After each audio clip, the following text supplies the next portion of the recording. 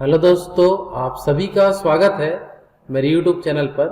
मेरा नाम है भीम सोनकर और हम पढ़ रहे हैं भारतीय संविधान। भारतीय संविधान के अंतर्गत यह हमारा 29वां नंबर का वीडियो लेक्चर है, जिसके अंतर्गत हम मुख्य रूप से स्टार्ट करेंगे अनुच्छेद 194 से, जो राज्य के विधानमंडल से रिलेटेड कुछ महत्वपूर्ण जानकारी हम आज के इस वीडियो में देखेंगे। और कल के वीडियो में हम पढ़ेंगे राज्यों में जो उच्च न्यायालय होते हैं उनके संबंध में जो भी जानकारियां होती है उसके बारे में हम मुख्य रूप से जानकारी एकत्र करेंगे। तो चलिए स्टार्ट करते हैं आज का हमारा वीडियो लेक्चर, जिसमें हम अनुच्छेद 194 से मुख्य रूप से अध्ययन करने वाले हैं। ठीक है, तो चलो स्टार्ट करते हैं अनुच्छेद 194 से। मुख्य रूप से अनुच्छेद 194 के अंतर्गत देखते हैं क्या इसमें बताया गया है। तो सबसे पहले हम देखते हैं अनुच्छेद 194 में लिखा है कि यदि हम मान के चलते हैं राज्य का कोई विधानमंडल है और राज्य के विधानमंडल के जो सदस्य होते हैं, अगर विधानसभा के सदस्य होते हैं तो उसको हम एमएलए बोलते हैं, और विधान परिषद के जो सदस्य होते हैं उससे हम एमएलसी बोलते हैं, मेंबर ऑफ लेजिस्लेटिव काउंसिल और मेंबर ऑफ लेजिस्लेटिव असेंबली के नाम से हम जानते हैं। तो कोई भी एमएलए के द्वारा किसी भी यदि समिति का सदस्य कोई किसी समिति के सदस्य बनाया गया है और उसके अंदर किसी भी प्रकार का मत दिया गया हो या किसी भी प्रकार की जानकारी यहाँ एकत्र की गई हो, तो उसके संबंध में हम कभी भी न्यायालय नहीं जा सकते। वो किसी भी प्रकार का सुझाव अपना विधानमंडल के सम्मुख रख सकता है, और इस संबंध में हम कहाँ नहीं जा सकते, तो हम न्यायालय नहीं जा सकते। इस बात को आपको ध्यान देना है। क्लियर सबका? तो ये कहा गया अनुच्छेद 194 में कि कोई भी विधानमंडल का सदस्य और उनके द्वारा कोई भी कार्य किया जाएगा तो उसके लिए हम अदालत में नहीं जा सकते, क्योंकि ये नियम अनुच्छेद 194 में लिखा हुआ है। ठीक है, तो इसी को हम डिस्क्रिप्शन से देखते हैं क्या इसमें बताया गया है। तो इसमें लिखा आप देख सकते हैं, किसी राज्य के विधानमंडल का कोई भी सदस्य, किसी राज्य के विधानमंडल का कोई भी सदस्य उसके द्वारा विधानमंडल या उसकी किसी समिति में कही गई किसी बात या दिए गए मत के संबंध में किसी भी अदालत में कहीं भी कार्यवाही के लिए उत्तरदायी नहीं होगा। ये बात आपको याद रखना है। तो जो भी विधानमंडल के अंतर्गत जो भी बातें होती है उसके लिए हम कहाँ नहीं जा सकते, अदालत नहीं जा सकते। ये केवल विधानमंडल के अंतर्गत रहेगा, जिसके अंतर्गत दो सदन आते हैं, विधानसभा और विधान परिषद। क्लियर सबका? तो ये हो गया हमारा अनुच्छेद 194 और उनके संबंध में महत्वपूर्ण जानकारी। क्लियर है सभी का? चलो आगे बढ़ते हैं हम। नेक्स्ट जो हमारा अनुच्छेद है वो है अनुच्छेद 195। अनुच्छेद 195 के अंतर्गत किस प्रकार के पॉइंट यहाँ बताए गए हैं उसे हम ध्यान से देखते हैं। तो अनुच्छेद 195 है, इसमें जो हमारे विधानमंडल के जो सदस्य होते हैं उनके संबंध में कि उन्हें कितना वेतन दिया जाएगा, कितना उन्हें भत्ता दिया जाएगा और इसका निर्धारण कौन करेगा, ये सब की जानकारी अनुच्छेद 195 में बताया गया है। तो ये हम ध्यान देंगे।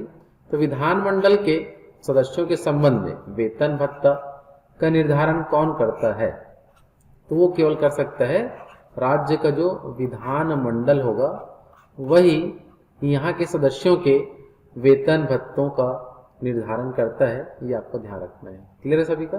अनुच्छेद किसके तहत? 195 के तहत यह नियम होता है। तो इसी का हम ध्यान से देखते हैं। तो अनुच्छेद 195 विधान मंडल के सदस्यों के वेतन और भत्ते से संबंधित है, ये आपको याद रखना है। साथ ही साथ हम देखते हैं तो यहाँ लिखा है राज्य की विधानसभा और विधान परिषद के सदस्य ऐसे वेतन और भत्ते प्राप्त करने के लिए हकदार होंगे जो समय समय पर राज्य के विधानमंडल द्वारा कानून द्वारा निर्धारित किए जा सकते हो। ठीक है, तो विधानमंडल जिस भी प्रकार का वेतन भत्ता निर्धारित कर दिया है, सेम उसी प्रकार का ही वेतन विधानसभा के सदस्यों को और विधान परिषद के जो सदस्य होंगे राज्य में उनको दिया जाएगा। तो इस संबंध में आपको मुख्य रूप से याद रखना है। क्लियर है सभी का? चलो आगे बढ़ते हैं। अनुच्छेद 195 के बाद महत्वपूर्ण अनुच्छेदों की सूची में आगे हम बढ़ते हैं, जिसमें आपको याद रखना है अनुच्छेद 200 इसके बाद बहुत ही इंपॉर्टेंट है। तो कुछ कुछ अनुच्छेद हम छोड़ेंगे जो इंपॉर्टेंट नहीं है और हमारे एग्जाम में, कॉम्पिटेटिव एग्जाम में जो क्वेश्चन बन सकते हैं, उन सभी अनुच्छेदों को हम विस्तार से अध्ययन करेंगे, जैसे कि अनुच्छेद 200।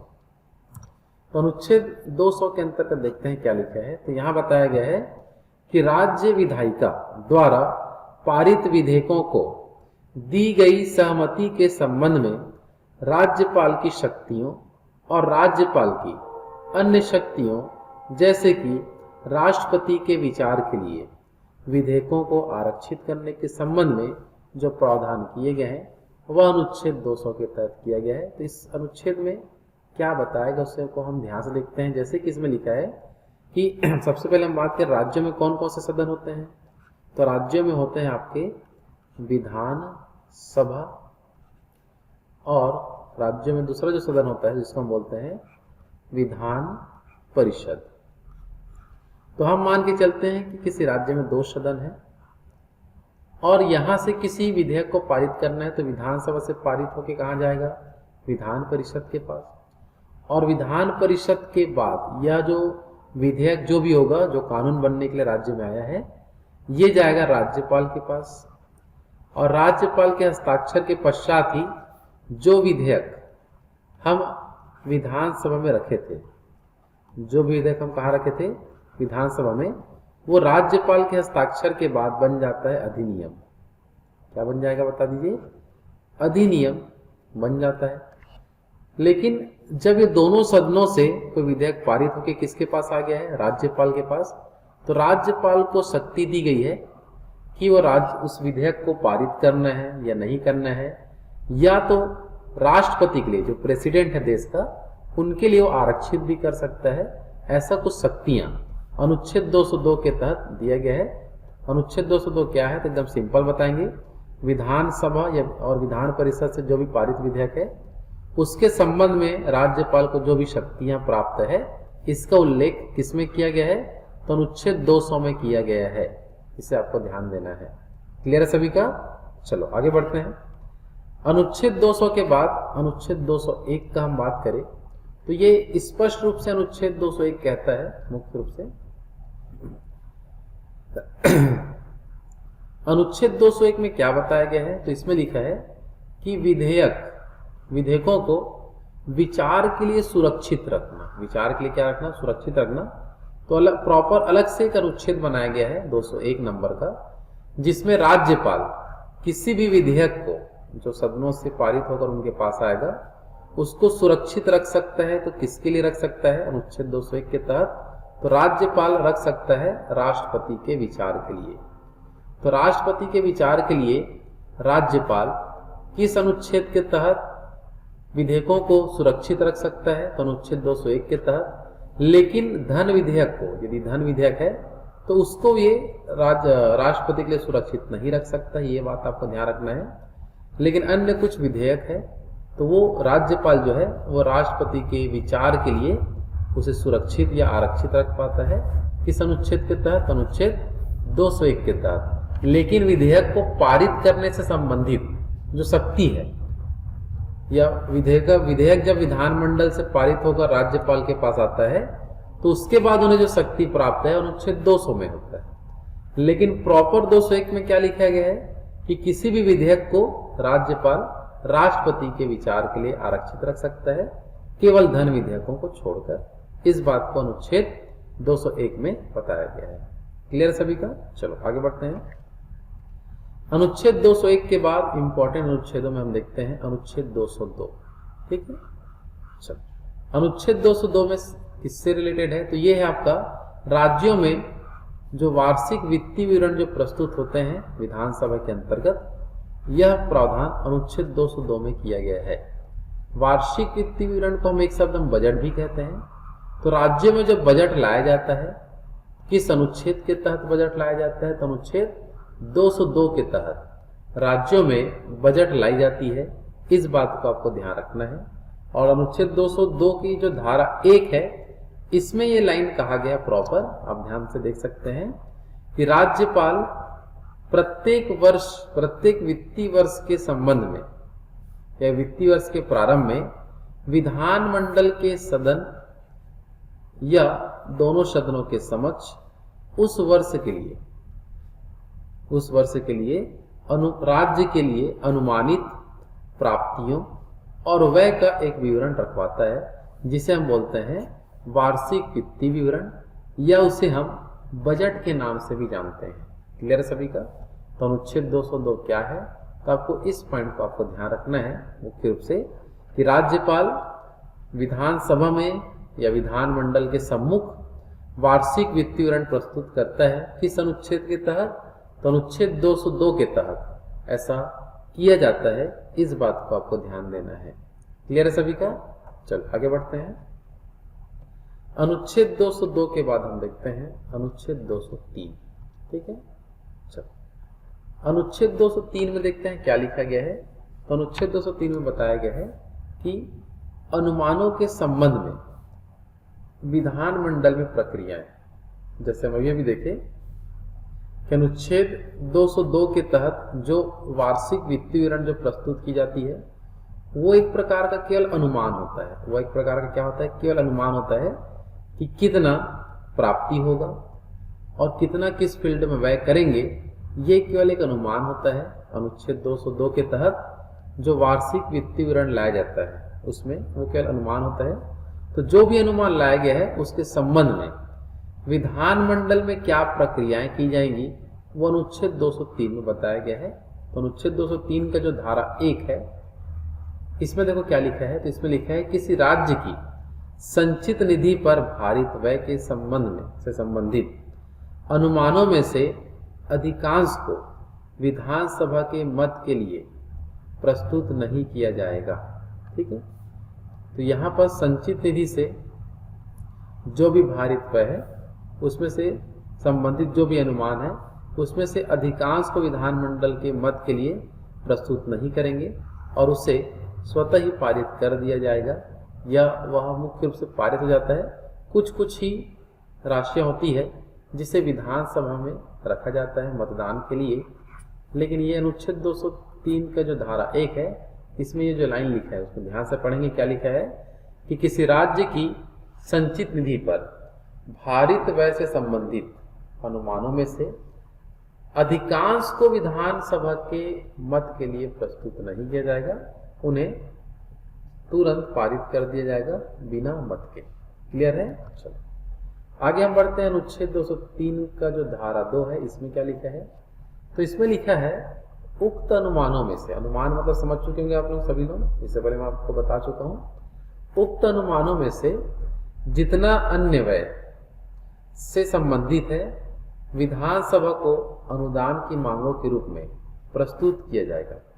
जैसे हम बात करते हैं बजट के अलावा, बजट में जो है वो तो बिना मत के ही वो तो पारित होना है, लेकिन यहाँ क्या लिखा है? उक्त अनुमान में से जितना अन्य व्यय है, बजट के अलावा यदि हमें और कुछ खर्च करना है तो उस समय विधानसभा की अनुमति आवश्यक होगी, ये आपको ध्यान रखना है। क्लियर है सभी का?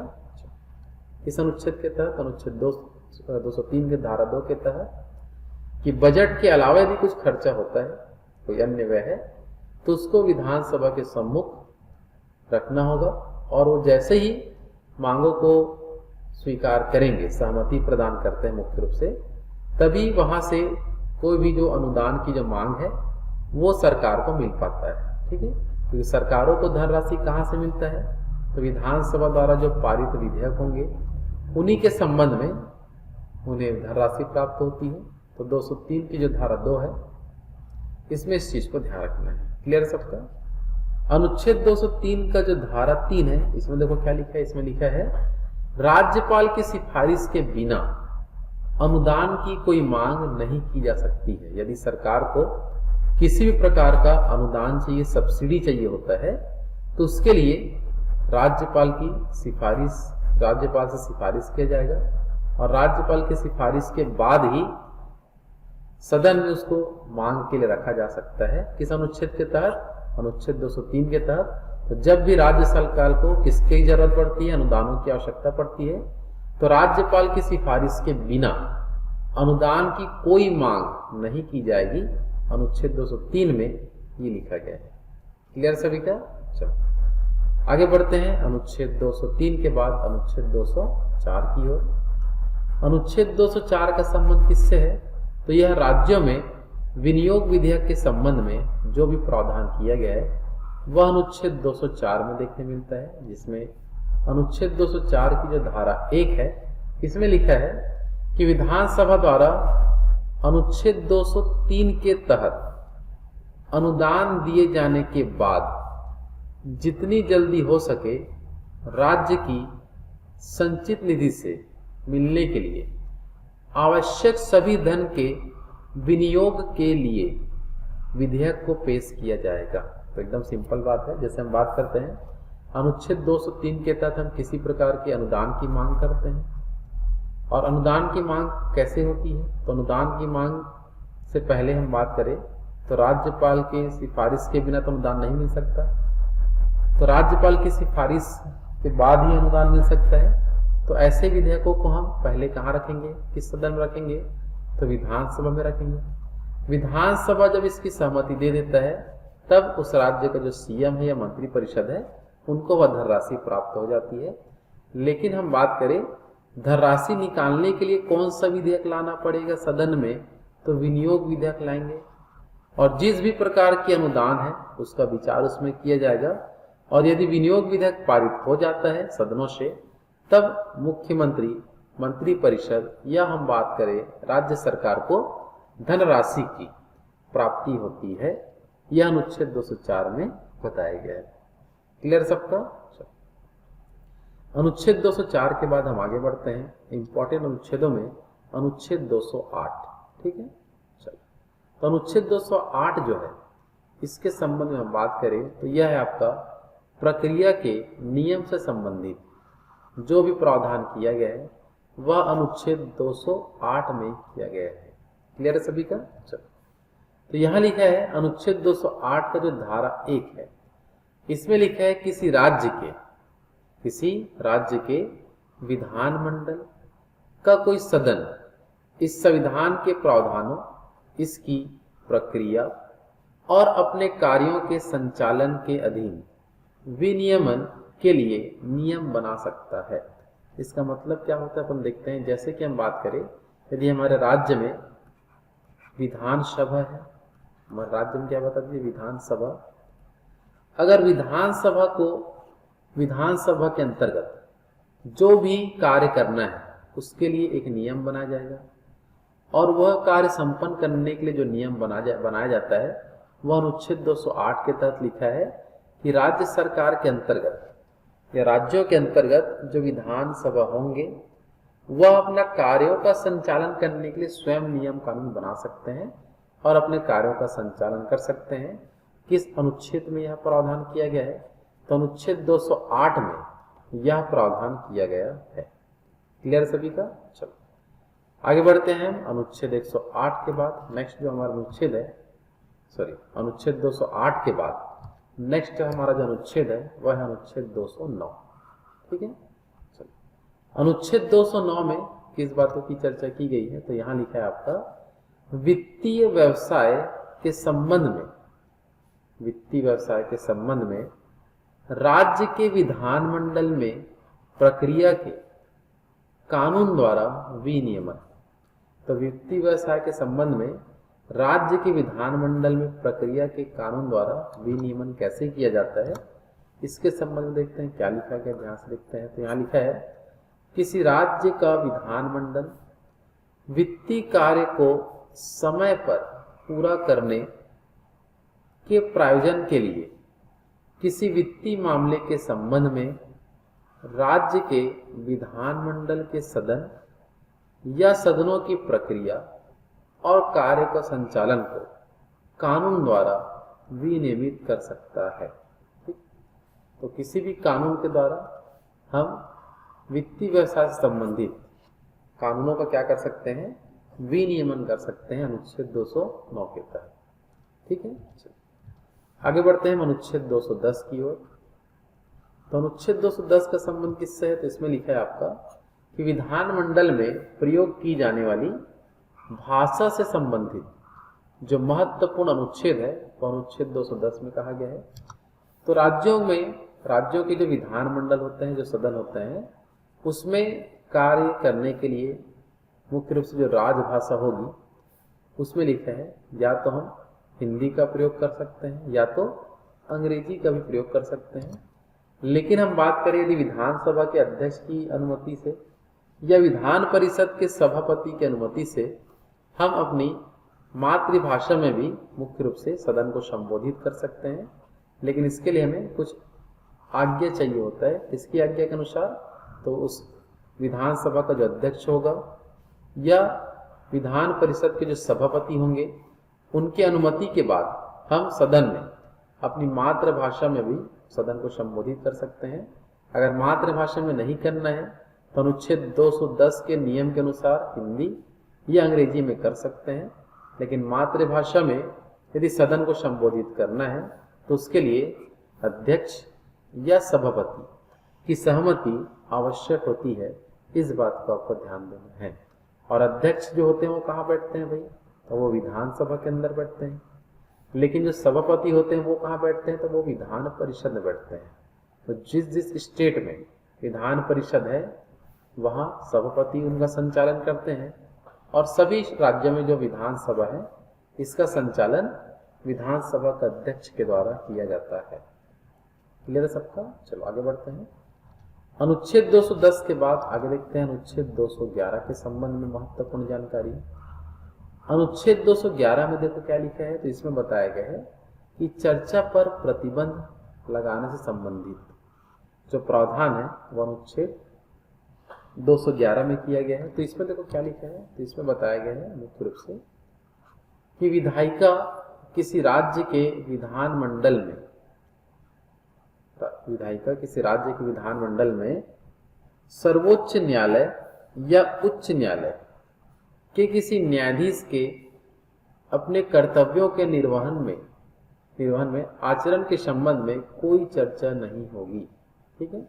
तो विधानमंडल के अंदर हम बात करें तो सर्वोच्च न्यायालय के न्यायाधीश के बारे में हो या उच्च न्यायालय के किसी न्यायाधीश के उनके कर्तव्यों के निर्वहन के या उनके आचरण के संबंध में कोई किसी भी प्रकार की चर्चा विधानमंडल में नहीं किया जाएगा। विधानमंडल का मतलब विधानसभा और विधान परिषद में न्यायालयों के जो न्यायाधीश होंगे उनके संबंध में किसी भी प्रकार की चर्चा नहीं की जाएगी। इस अनुच्छेद के तहत तो 211 के तहत लिखा है कि ऐसा होता है। क्लियर सबका? अच्छा, अनुच्छेद 212 की ओर हम आगे बढ़ते हैं। तो इसमें लिखा है अनुच्छेद 212 में यहाँ लिखा है कि न्यायालयों द्वारा विधायिका की कार्यवाही की जांच ना करना। विधायिका का मतलब विधानमंडल जो होते हैं जो कानून का निर्माण करते हैं राज्यों में, तो इनके द्वारा जो भी कार्यवाही की जाती है सदन के अंतर्गत उसकी जांच कौन नहीं कर सकता है? तो न्यायपालिका नहीं कर सकता है। किस अनुच्छेद के तहत? तो अनुच्छेद 212 के तहत यह प्रावधान है। तो वही बात आपको इस पूरे लाइन में मिलेगा कि विधानमंडल का कोई भी अधिकारी या सदस्य जो है उनके संबंध में जो भी चर्चा हो, जो भी कार्यवाही हो, वह न्यायालय के अधिकार क्षेत्र के अधीन में नहीं होंगे। ये अब बात कहा गया अनुच्छेद 212 में कि विधानमंडल के अंतर्गत किसी भी प्रकार का चर्चा हो या बहस हो या कार्यवाही हो उसकी जांच कौन नहीं कर सकता है? तो न्यायपालिका नहीं कर सकता है। किस अनुच्छेद के तहत? तो अनुच्छेद 212 के तहत। क्लियर सभी का? चलो, अनुच्छेद 212 के बाद हम देखते हैं अनुच्छेद 213। ठीक है। अनुच्छेद 213 जिसको हम पहले भी चर्चा कर चुके हैं जब हम राष्ट्रपति टॉपिक पढ़ रहे थे, तो उस दौरान हम चर्चा भी किए थे अनुच्छेद 213 के बारे में। इसमें यह लिखा है कि विधानमंडल के विश्रांति काल का मतलब ये होता है जब विधानमंडल का सत्र नहीं चल रहा होता है। विधानमंडल का जब सत्र नहीं चलता होता है तो उस समय के समय को हम बोलते हैं विश्रांति काल। तो उस दौरान अनुच्छेद 213 के तहत राज्यपाल जो होता है वो अध्यादेश ला सकता है। तो हम अध्यादेश के बारे में पूरा डिटेल से पढ़ चुके हैं। कौन से टॉपिक में पढ़े हैं? तो हमारा जो राष्ट्रपति वाला जो टॉपिक है, इस टॉपिक के अंदर हम कंप्लीट अध्यादेश के बारे में पढ़ चुके हैं क्योंकि देश में अध्यादेश 2 ही लोग ला सकते हैं। अनुच्छेद 123 के तहत राष्ट्रपति ला सकता है और अनुच्छेद 213 के तहत राज्यपाल ला सकता है। और अध्यादेश क्या होता है तो हम बता चुके हैं, ये अस्थायी कानून होता है जब सदन सत्र में ना हो और उस दौरान यदि देश में या राज्य में कानून की आवश्यकता पड़ती है तो एक अस्थायी टेम्परेरी रूप से हम कानून ला सकते हैं। ऐसे कानून को ही अध्यादेश के नाम से जानते हैं। तो क्लियर हो गया होगा। यदि आपको पूर्ण रूप से जानकारी देखना है तो आप हमारे वीडियो के प्लेलिस्ट में जा सकते हैं।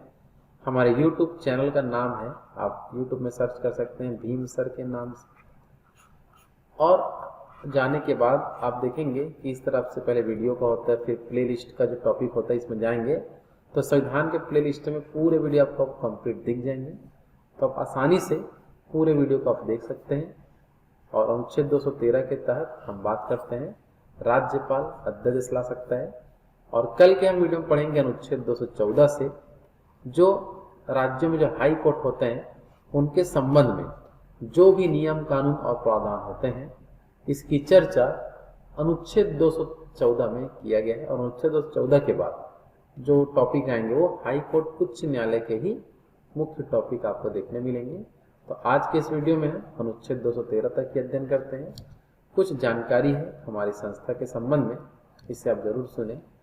तो हमारी जो संस्था है कैरियर एकेडमी, जो दल्ली राजरा जिला बालोद छत्तीसगढ़ में है, हमारी संस्था के द्वारा कुछ ऑनलाइन टेस्ट सीरीज चालू किया गया है जिसको ज्वाइन करने के बाद आप रेलवे की समस्त एग्जामों की, बैंकिंग एग्जामों की, एसएससी के समस्त एग्जाम, इसके अलावा हमारे स्टेट पीएससी की एग्जाम और सीजी व्यापम के जो एग्जाम है इसकी तैयारी आप आसानी से कर सकते हैं इस टेस्ट सीरीज को ज्वाइन करने के बाद। अगर हम बात करें सुविधाओं को लेकर तो अगर आप टेस्ट सीरीज ज्वाइन करते हैं तो वीडियो में आप जो भी देखते हैं उनका same to same complete PDF notes आपको दिया जाएगा।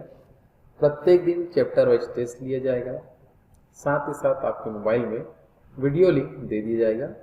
तो ये मुख्य रूप से उनके लिए है जो कोचिंग वगैरह नहीं जा सकते और घर बैठे यदि किसी एग्जाम की तैयारी करना चाहते हैं तो टेस्ट सीरीज को ज्वाइन करें। डेली आपको पीडीएफ नोट्स, वीडियो लिंक और टेस्ट सीरीज 3 चीज देखने का मौका मिलेगा। यदि आपको टेस्ट सीरीज या कुछ भी और भी जानकारी लेना है तो आप दिए गए इस नंबर पर हमें संपर्क कर सकते हैं। और ये जो चीज़ केवल किन के लिए बनाया गया है, यदि घर बैठे एग्जाम की तैयारी करना चाहते हैं तो डेली एक वीडियो देखना है, पीडीएफ से आपको नोट्स तैयार करना है घर में कॉपी में, और लास्ट में जब दोनों कंप्लीट कर लेंगे दिन भर में तब शाम के समय आप एक टेस्ट दिला लेंगे जो एग्जाम में प्रॉपर जो क्वेश्चन बनते हैं उस लेवल के क्वेश्चन आपको इसमें देखने मिलेंगे।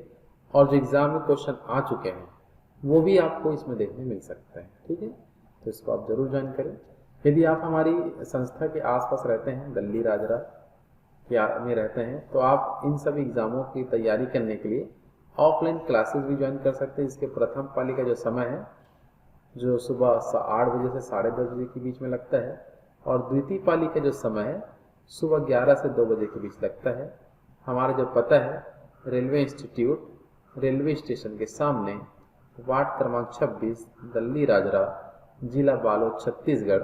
आप हमें इस नंबर पर कॉल करके अन्य सभी जानकारी प्राप्त कर सकते हैं। कंपटीशन एग्जाम से रिलेटेड आपको किसी प्रकार की जानकारी चाहिए तो हमें इस नंबर पर कॉल या मैसेज जरूर करें। धन्यवाद।